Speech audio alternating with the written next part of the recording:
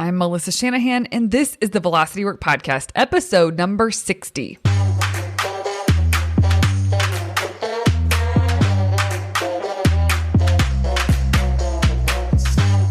This podcast is for attorneys who are running their own firms. We explore tactics, tools, and stories related to pushing past simply lawyering well and into building a successful firm. Working in your firm and working on your business are two very different things. This podcast focuses on the latter. Hi, guys. Welcome to this week's episode.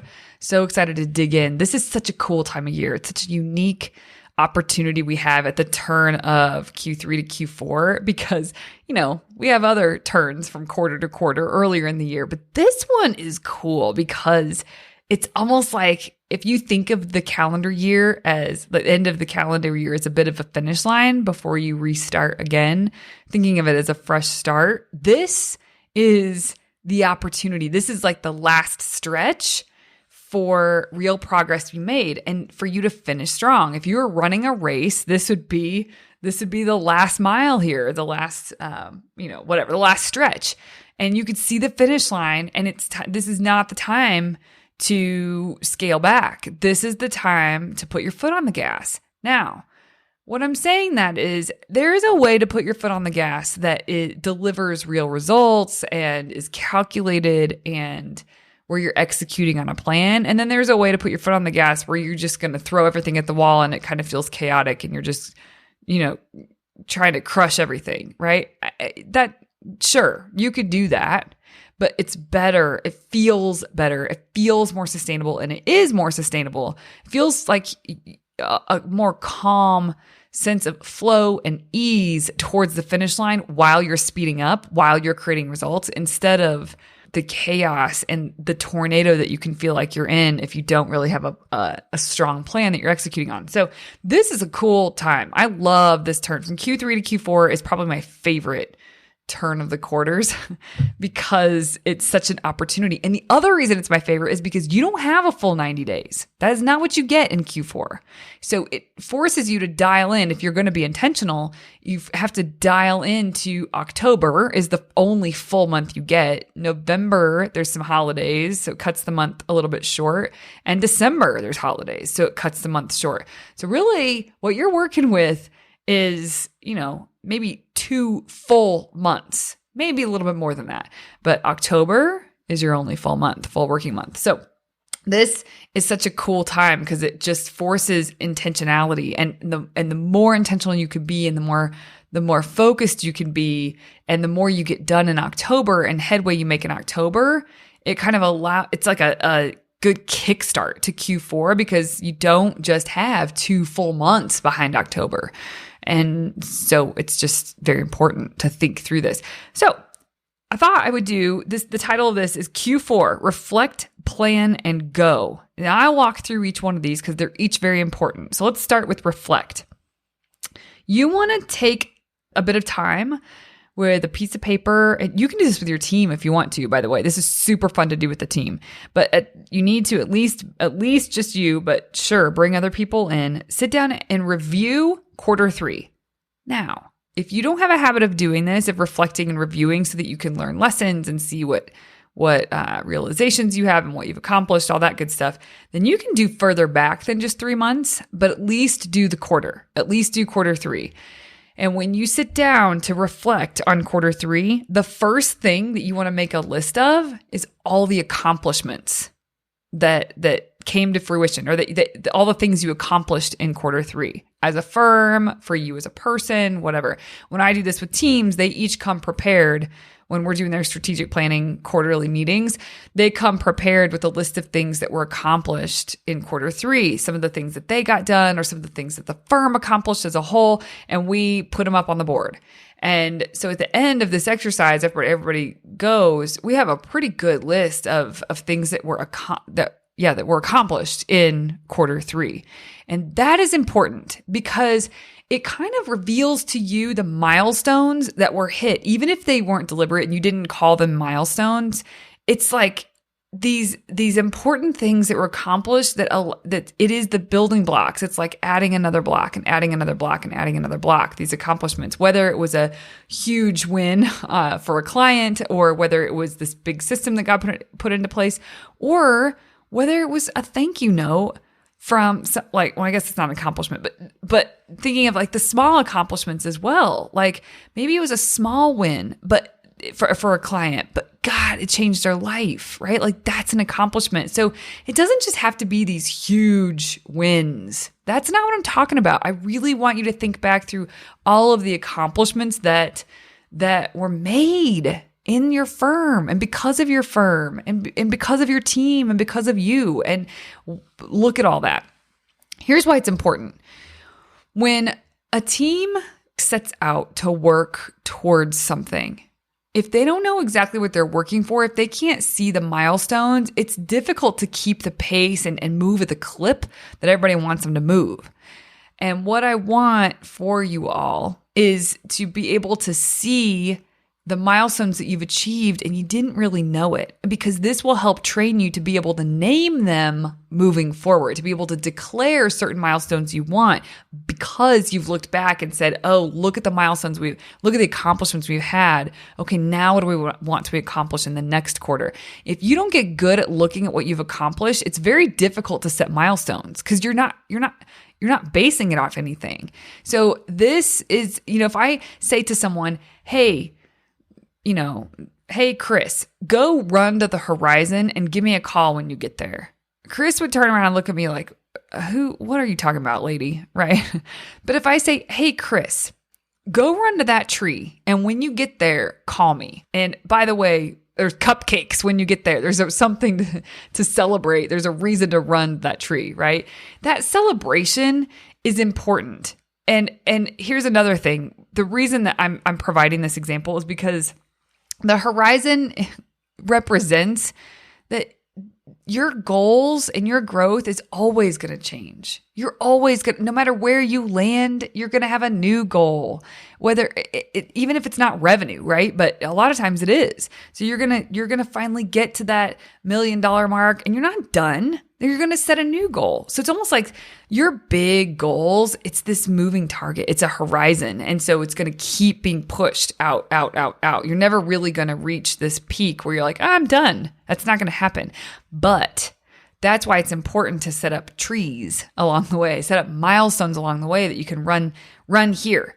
And then y'all give each other a high five, eat some cupcakes, and then run here to the next tree. And then run here to the next tree.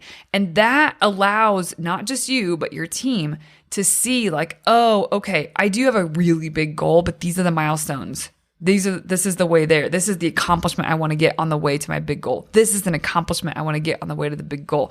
So it's nice to look backwards. When you can reflect on the quarter, you see the accomplishments and you can see how they've kind of compounded and come together and really helped shape your firm for the better. Have really helped you get headway, have helped you grow in new and better ways. So it's just important. It's really important. Don't skip this part. People want to skip this part without facilitation because it's not something they're really familiar with doing for themselves. Don't skip it. Look back and make a list of all the accomplishments. Now, the next thing to look at is lessons that you want to extract out of that quarter or just realizations that you've had. And again, you can do this as a team if you like. I do think as an owner, it's really helpful to sit down and let your mind go just to see what you come up with on your own. But it's also after that or adjacent to that, you can bring in your team. But here's the thing. When you're thinking of lessons or realizations, sometimes there's lessons that come out of the accomplishments for sure. But a lot of times there's lessons and realizations that come out of the stuff that didn't feel so great in the quarter. By all definitions, it was a failure, right? So to speak. But there's lessons there. And it will be those things that look like failures. It will be a failure if you don't take a lesson from it and carry the lesson forward. So the lessons and realizations, when you think back to reflect on the last quarter, what comes to mind? What lessons did you learn? Maybe the hard way, but what lessons did you learn? What realizations did you have? Even if it's just a handful, and maybe there's not a list of 20, that's okay. Just what is, 3 to 5 really good lessons that you want to carry forward, that you want to remember so that mistakes don't get repeated, or that the same results that you got yourself last time, you can improve on. You're not going to get the same results because you're learning as you go and deliberately learning. Now, because a lot of times the not so fun stuff is what teaches us the lessons that can happen, I want to say here, don't dwell on what didn't work. Don't dwell on that thing, because that tends to evoke emotion or a feeling state that is very unhelpful for productivity and for thinking forward. So remove emotion because it's not helpful. Look at it as objectively as possible, almost like you're a scientist about what happened. If you can reduce emotion and just look at it as a scientist, look at it very objectively, just like math, then you're going to set yourself up to extract really good lessons. If you're having trouble doing this, you can distill it down till, because a lot of times if we have negative emotion about something, it's usually attached to a person of some sort. So maybe it's an employee that let you down, that did something that really messed something up, or, I'm trying to not filter myself too much. I can see where many of you probably are listening to this. You're like, my employee screwed me over, or my client is an ass, or like there's something that you're attaching. It was really hard. It was really difficult. Someone got upset. Someone failed. Someone something. And there were consequences to that, and they sucked. And now you got to take the lesson forward, right? So now if your mind goes to a person, I want you to try to distill down the thing until it's not about the person anymore. And this allows you to take responsibility where you can for the result that you got in the firm, because it's easy to put blame on someone else. My team member, it's kind of like insert person here. This person let me down, this person, whatever. But like what they did wasn't up to par. If that is what's coming to your mind, I want you to keep distilling down. So for instance, if it was about a team member, and to sum it up, like not to go into detail, but just to sum it up, and you can put in a different word here. And sorry if this seems harsh to you guys, but I'm just trying to get to the point across. If the thing is she sucked, then I want you to ask yourself, why? Why did she suck? What was so sucky about what she did? And then the next answer is maybe she was never on time. I don't know what your answer is, right? But she was never on time. Okay. She was never on time. Why wasn't she ever on time? You keep asking yourself why. Why wasn't she ever on time? Now, the easy way is to try to get in her head and her business. Well, I don't know why she wasn't on time. She wasn't organized. She wasn't. No. I want you to come back, and I want you to get closer and closer and closer with your answers to yourself. So, why wasn't she on time? There may have been 10 reasons why she wasn't on time. But let's look at where you contributed. She wasn't on time. What could maybe be done? Could you have set expectations better? Could you have fired sooner or corrected sooner? Right? Where's the lesson in it for you about what happened in your firm? This is important. And I'm not saying you have to take all responsibility for that person, but you do need to take responsibility for the results that happen inside your firm. There's no upside to not doing that. There's zero, a clearer way to say that. There's zero downside to taking responsibility where you can, for taking responsibility for the things that happen in your firm. No one will ever been able to stand on 2 feet and defend well why they shouldn't take responsibility for the results that have been happening inside their firm. And so, sure, you can blame someone. You can complain about how they're not organized or they're just kind of a hot mess and that's why they're not on time. But there's no upside to it. None. So stay in your own business with this. Stay in line with you and with your firm. And so if there's a result that didn't go, like a result you didn't like in your firm, then it's your job to distill it down like, okay, that person ticked me off. Why? Because they were never on time. Why weren't they on time? Well, there's probably a lot of reasons, but I'm going to go towards me here. So I didn't set expectations very well from the get-go, or I didn't say anything the first 3 times she was late. And so it kind of just gave this like, okay, for her to continue to be late. Or I'm always late. So that was kind of the example that I set for my team, right? So whatever it is, you know your firm. Maybe it's not even necessarily you, but maybe there's other examples inside the firm that are happening. Other team members are notoriously late. And so this person begins to be chronically late as well. But you look inside the firm and keep distilling it down to where you can do something. Where do you have influence? Where do you have control? And what lessons can you take away from the bad experiences that you had so that you prevent those as much as possible moving forward? Or if you don't prevent them moving forward, it's not going to be for the same reasons. You're going to do something different in order to try to get a different result. So I just want you to think through. When I say lessons and realizations, there's some hard stuff sometimes every quarter, clients have hard stuff that they've been dealing with. It's really rare that there's a quarter they didn't have something hard to deal with.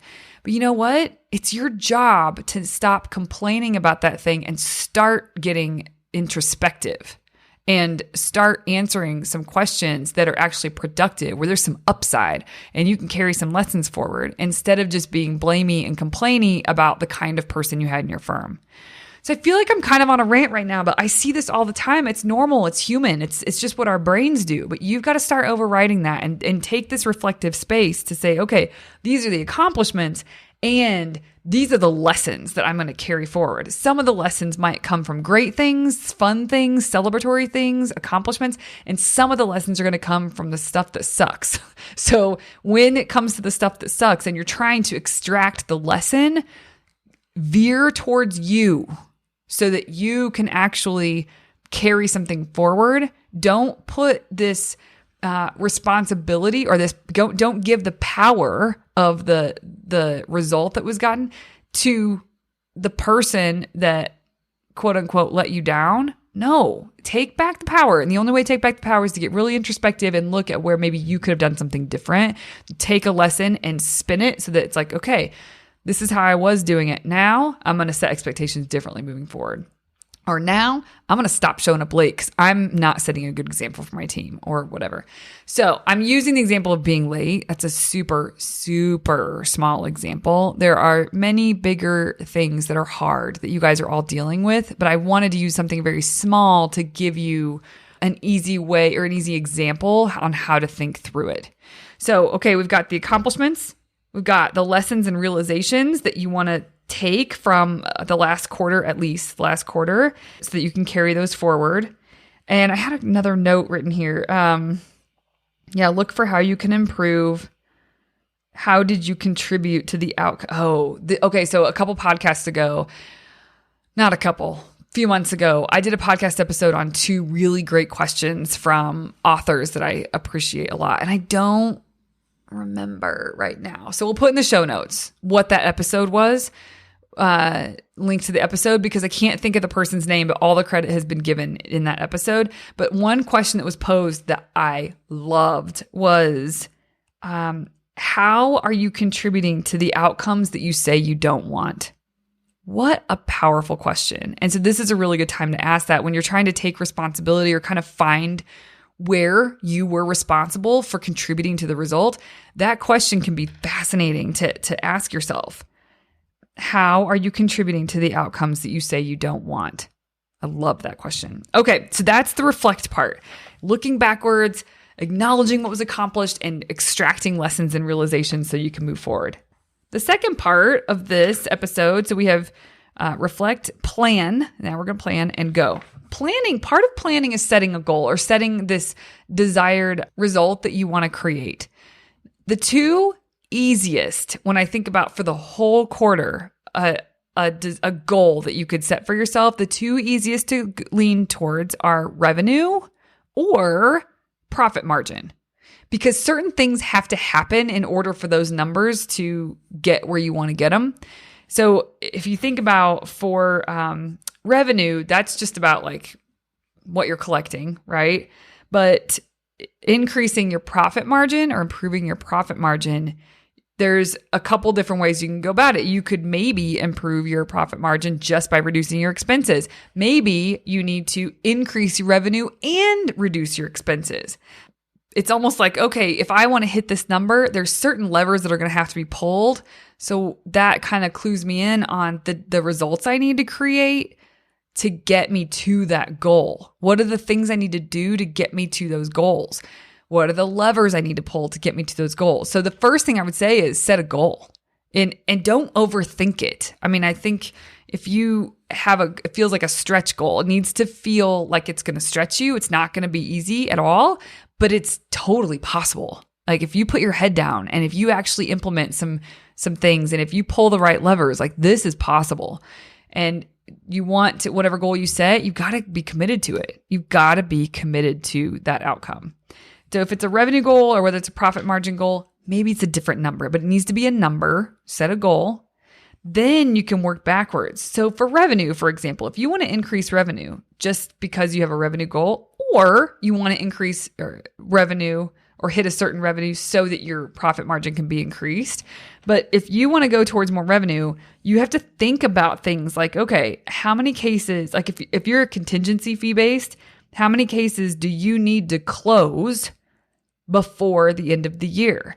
If you have an average revenue per case, if you know what that is, you know you can figure out very easily how many of those you need to close to hit your goal. So if you want to make 100K this quarter, I know most of you want to make more than 100K, but if you want to make 100K this quarter, then and your average revenue per case is $7,000. Here, I'm going to do the math in the calculator right now.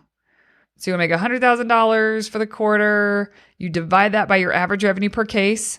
So let's say yours is $7,000. All right, that's 14.2. So 15 cases you've got to close in order to hit that's the plan, right? In order to hit your 100K. There's a lot of ways to look at this. Like, well, what if my average revenue case goes up or what if it goes down? Okay, well, we got to make a plan. And this is all projections. So you might as well make a plan based on data. And if your data is telling you your average revenue per case is $7,000, then account for that. At the end of the quarter, if you beat that, awesome. If you didn't, okay. It's information for you moving forward, but you have to have a plan so that you can execute. So how many cases do you need to close? That's if you're contingency fee based. Now, if you're flat fee or maybe even hourly, it's more about how many cases do you need to open? And taking into consideration, do you have payment plans? So I would try to push for more opens in October so that there's 3 full months of payments being hit. And so that helps you. That's more revenue for the year for 2020. So, but that's more where your head has to be if you're flat fee and or maybe hourly is how many cases do you need to open this year? So that could be something really to shoot for. If you are, I was just going to give a couple ideas. If you know, let's say you're contingency fee based, I want to make $100,000 and my average revenue per case is $7,000. So I need to close 15 cases. Okay. So how are you going to do that? Is that easy for you? Is it hard for you? Does that feel like a stretch? It should feel like a stretch. And that stretch, you got to figure out how are you going to, like, what levers are you going to pull in order to close that many cases? And the things you'll know what you need to look for. You will know if someone were to ask you, if you need to close 15 cases in the next 90 days, how are you going to do that? How are you going to make sure, how are you going to take as much control as possible in getting that done? And so efficiency needs to be thought through, get organized. What can you do to ensure you are not holding up any part of an active case? There's clients I work with. It's amazing. There's money just sitting on the table because they don't have time. They're not organized enough. They don't have the amount of team that they need in order to sort of stay on top of each phase and make sure they are not the delay. And so where maybe is there opportunity to do that? And then on the other side, how many cases do you need to open? Like if you're flat fee or hourly, if that's your goal, like, okay, I need to open X amount of cases in order to really push for a revenue increase, then you got to think about what you can do. What are some initiatives you can take to get more cases through the door? This is marketing, right? Internal marketing, external marketing. But I thought I would share with you in a client retreat recently, and I think they got an idea from a peer, but I thought I would share it here. I have no idea where this came from. I do not know who to give credit to, but there was something called gas calls, which I try not to cuss too much on this, but We're all adults here. So it's give a shit calls, GAS, gas calls. And so it's more about like call people where you really just deeply care, and you're going to call and check in on them, see how they're doing. Maybe there's past clients that cross your mind all the time. They don't know that. Give them a call. Maybe there's a list of people you could call and just check in on, see how they're doing, and see what kind of business that generates. That's some good stuff you're putting out there. And it lets people know you really do care and you are thinking about them. And maybe they have a matter that they need to take up with you again. And maybe, or that they're going to give you to handle again. Maybe they have a friend and you stayed top of mind because you called them. That is an awesome idea. And I don't know where it came from, but I think it's brilliant. And whoever out there came up with that, I'm sorry, I don't know who you are, but I think it's amazing. So that's one tiny example of like, okay, that like the gas calls, that's a result that's like a project you're going to implement in order to really help yourself hit your goals. That is what we would call a rock. Like you could set a specific number of gas calls you were going to do. That's a rock. If you're not familiar with rocks, it's basically the things that you're going to do in order to get to your goals. It's the projects you're going to do, the levers you're going to pull. So if you have a goal, a revenue number, 100K, okay, then I know I need to open this number of cases in order to start getting this revenue in, this number of flat fee cases to get enough revenue in by the end of the year to help myself hit that. Then, okay, the things I'm going to do, if I'm going to make, 60 gas calls in the month of October, for example, something like that. That is a worthwhile result to work on if you choose that's the result. Whatever result you pick, it is worthwhile to find time in your schedule to work on it so that you can see that revenue.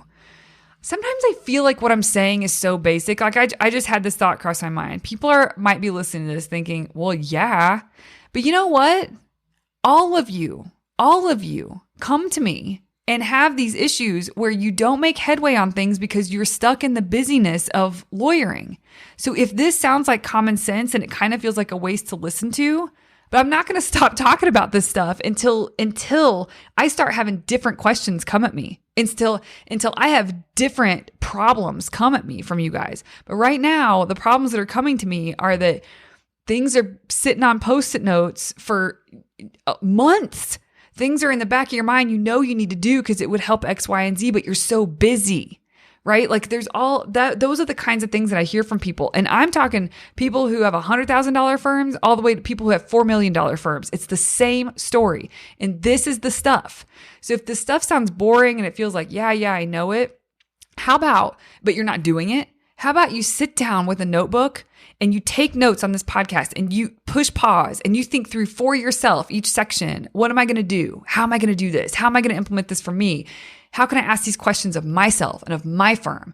And then, because this is how you create a plan. Now you can pay me or another coach for private client work that will facilitate this. And that's a luxury. That is an awesome thing to have. I'm not saying you shouldn't do that. But if you don't want to pay for the kind of coaching that will help you get there, then you have got to sit down and do this for yourself. And as long as you stay busy in the busy cycle of things, and you don't sit down and you don't make a plan and you don't schedule well and you don't think forward enough, and to go back to the beginning of the call, you don't ever reflect, then you can just count on staying busy. So it's either you hire someone like me or someone else to really help you do this and think through it and facilitate it. And I give you the work. Like I extract it out of you and I hand to you what we've created together, or you do it for yourself. Either way, it needs to be done. So I got this feeling. Sometimes I get this feeling, and every once in a while I get feedback like it's just common sense. Well, it doesn't matter if it's common sense if you're not going to implement it. It doesn't matter. So yeah, I agree. It's common sense, but I'm trying to break it down for you guys in a way that's digestible and that allows you to move forward for yourself. So that's what we're doing here. Okay, so gas calls is an example that I was giving if you know you need to get more cases through the door to hit your revenue goal. Now, if you actually need to close more cases, and so that goes down to efficiency. Are you organized? Where are you holding things up with cases, things like that, or matters? Then okay. Now that might mean that your rocks, so to speak, are around that. Maybe there's a system or process that needs to be implemented because it's too manual. It's requiring you to remember or requiring you to show up. Maybe there's a way to automate things so that you can keep cranking things through and it will just basically without delay, right? There's no delay. So that could be a rock. That could be a result that you're going to create that will help you get to the number, help you get to whatever goal you have set. This is the planning part. You have to set a goal and you have to decide what matters, what is going to affect that number, what is going to help me get to that goal. If it's cases closed, all right, go one step further. What can I do to get more cases closed? If it's cases open, okay, what can I do to get more cases through the door? How can I get more people to say yes? I don't know what it is for you, but you do. If you sit down and think about this, you do. Don't overthink it. Pick a number of some sort, revenue, profit margin, whatever. Pick a number, then move backwards. What's going to help you get to that number? What are the levers that need to be pulled? Figure that out. And then what can you do within that realm? How can you affect that? How can you push that? How can you drive that? And that's sort of where you get a plan. I would encourage you to keep the things that you're going to do, like actually take action on, the results that you're going to create, maybe a new system, maybe a new process, maybe making phone calls, maybe a new initiative, whatever. But the thing that you're going to actually execute on, I would pick one thing at a time until it's complete and then move to the next, until it's complete and then move to the next till it's complete. If you have a team that can help you with this, you can delegate. So maybe one person runs one thing till it's complete, and then you can run another thing till it's complete. So then you can simultaneously have things being accomplished. But if you don't, and it's just you, that don't spread yourself too thin. Constrain down to one thing because you'll finish it so much faster, and then move to the next, and then move to the next, and then to move to the next. As a bit of a review, we've got, if you're going to reflect, plan, and go. Okay, so we've got reflect, accomplishments, lessons, realizations, and then you're going to carry those things forward. Then the plan, you got to set a goal, pick a number. And if this is new to you, pick one number, pick a revenue number, pick the profit margin, pick something else, whatever you want, but pick a number that's going to stretch you, force you to stretch. And then what are the results that you're going to implement? What's the execution? What are you going to execute on in order to take you to the goal? And the simplest way to think about it is, what projects can you get done? What results can you create that are going to help you push you to the number goal that you have set? Now you've got the meat. You know exactly what you need to work on. Now, remember, so it's reflect, plan, and go. So you've got the contents of your plan. Now you need to make it a plan. Now you need to think through it, think backwards, deconstruct the project, which I just did a podcast on this a couple episodes ago. Deconstruct the project, put it in your calendar. Think about how you're actually going to create time to work on this thing. Are you going to get up early before you hit the day? Are you going to take a piece of your day? How are you going to do it? But put it in your calendar so that you can start to make headway. And this, my friends, this is how you kickstart Q4 so that you can finish 2020 strong.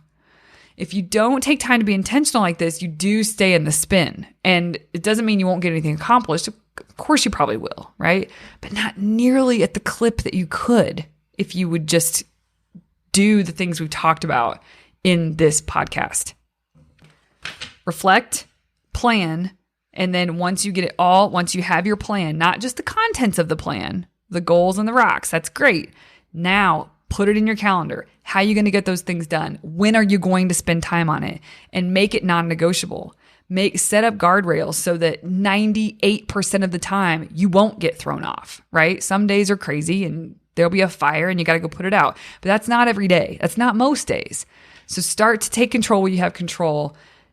Plan this stuff out. And then the last word of the title is go. That now your job is just to execute. That's it. All the hard work, all the strategy happens up front, happens while you're sitting down with your notebook, taking notes from this podcast and thinking through it for yourself. That's where all the strategy comes from. Like, your brain creates the strategy, your brain creates the plan. Once you have the plan and once it's put into your schedule and you set expectations for yourself in order to what's going to get done, your job is to, from here on, honor your calendar. That is it. And some of you want to make this more complicated than it is. And it's not easy. It's very simple, but it doesn't mean it's easy, but that's okay. This is not about perfection. I always say to clients, this is about progress, not perfection. The perfection doesn't exist. So make a plan and work your plan. And chances are at some point, you're going to get thrown off your plan. You got to get right back in it the next day. Don't allow yourself to get thrown off indefinitely because a day went wrong or a week went wrong. So it's okay. Expect things to go not as planned, but then get right back in it. And then it's probably going to not go as planned again. Okay, reevaluate, get right back in it. But don't allow yourself to just get stuck in the busyness. That is what I have for you, my friends. I hope that's really helpful. We, as y'all know, if you listen to this podcast, we just are getting ready. If you're listening to this live, we're getting ready to start the October sprint. Our participants are in. The doors are closed for registration for that. And it's the last one of the year. So we'll probably in January, we have some things to work out and plan a good schedule for ourselves for next year and for you guys. But you can do this on your own, right? Thank you for tuning in, and we'll talk to you soon. Bye-bye.